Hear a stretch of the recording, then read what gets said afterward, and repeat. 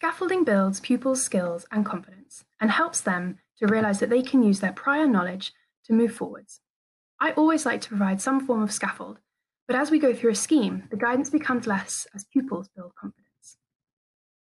When introducing a new or abstract idea in a scheme of work, I always ensure that these are supported with clear and concrete examples to support pupils' understanding.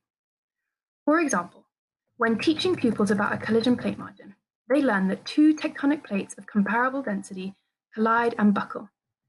As an abstract concept, it makes little sense to pupils learning this for the first time. However, when presented with the cartoon of two cars of similar sizes in a head-on collision, showing both car bonnets crumpling, pupils are immediately able to understand what is happening with the collision plate margin.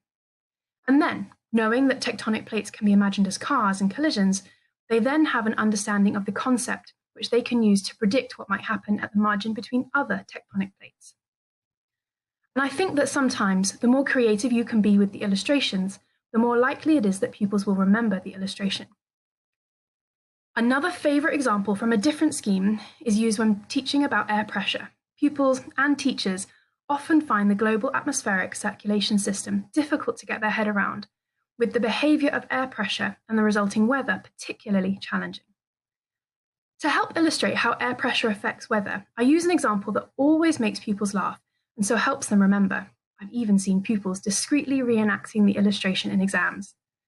I ask them to imagine they have a puppy on the table in front of them. And then I ask them to visualise themselves with their hands above the puppy, moving their hands in an upward direction away from the puppy, their hands representing the air. Following some questioning, they can tell me that upwards moving air and the resulting low pressure that is applied to the puppy makes for an unstable weather, as demonstrated by the wriggling and moving puppy.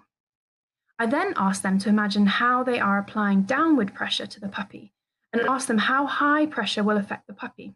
And usually they're able to say that the puppy will stop moving as much, and so see how high pressure creates stable weather conditions that are not moving or changing. It is a bit of a silly illustration, but definitely helps pupils visualise how air pressure affects the weather conditions.